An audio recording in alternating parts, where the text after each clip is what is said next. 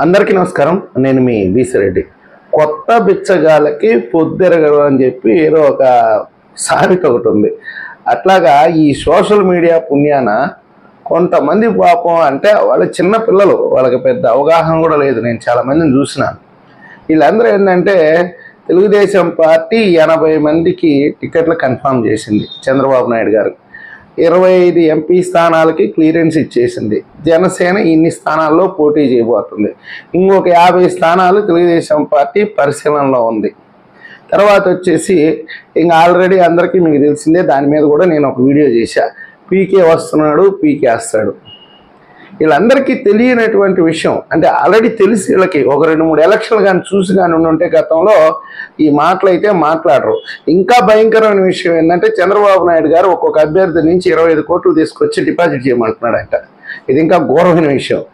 మొన్న ఒక వీడియో చూశాను, చింతమనేని ప్రభాకర్కి టికెట్ లేదు అంటే కొంతమంది ఏంటంటే అత్యుత్సాహం. తెలుగుదేశం పార్టీ గురించి పూర్తిగా తెలిసిన వాళ్ళు అయితే టచ్ చేయడానికి కూడా భయపడతారు. వాస్తవంగా చెప్పాలంటే ఎప్పుడు కూడా తెలుగుదేశం పార్టీ ఎలక్షన్కి నెల రోజుల ముందు, ఇంకా ఒక వారం రోజుల ముందు కూడా ప్రకటించిన సందర్భాలు ఉన్నాయి. రేపు నామినేషన్ అంటే ముందు రోజు బీఫామ్ ఇచ్చి పై పోటీ చేయపో అన్న సందర్భాలు కూడా చాలా ఉన్నాయన్నమాట. సహజంగా ఏం చేస్తారంటే వాళ్ళు నోటిఫికేషన్ పడ్డ తర్వాతనే క్యాండిడేట్ల డిక్లరేషన్ అనేది జరగదు తెలుగుదేశం పార్టీలో. ఇది సంప్రదాయం.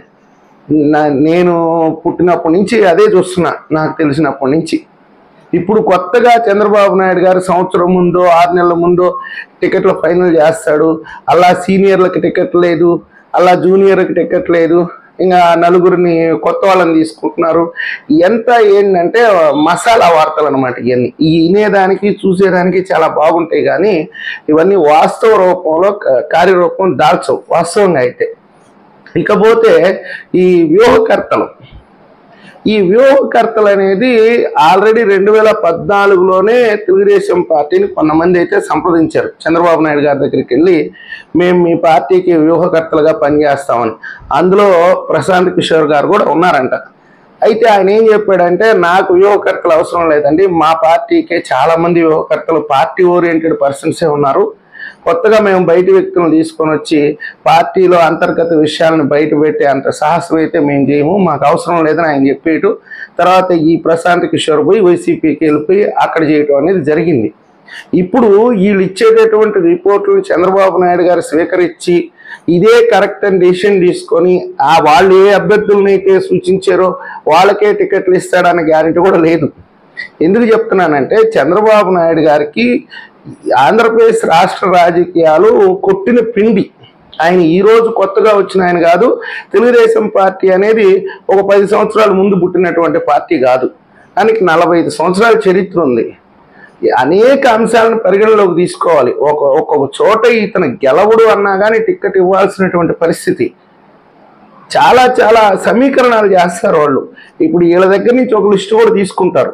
ప్రజెంట్ నేనైతే ఏమనుకుంటున్నాను, ఇప్పుడు మీరేదో రాబిన్ శర్మ టీము అది ఇది అని చెప్తున్నారు కదా, వీళ్ళందరూ కూడా గ్రామ స్థాయిలో పార్టీ కార్యకలాపాలు సక్రమంగా జరుగుతున్నాయా లేదా అనేది ఒక థర్డ్ పార్టీ ద్వారా ఆ నివేదిక తెప్పించుకోవడానికి ఏమన్నా వీళ్ళని ఉపయోగించుకుంటున్నారేమో అనేదే నా అనుమానం.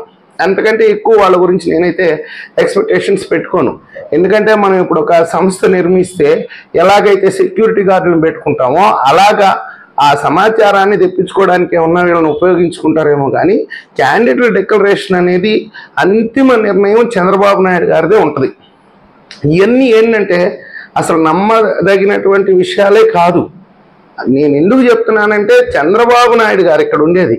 మామూలుగా నేను వేరే నాయకుడి గురించో ఆ నాయకుడి గురించి అయితే ఎక్స్పెక్టేషన్స్ పెట్టుకోవచ్చు, కానీ బాబు గారు ఇలాంటివి తీసుకొని వాటి ప్రాతిపదికగా టికెట్ డిక్లేర్ చేస్తాడు.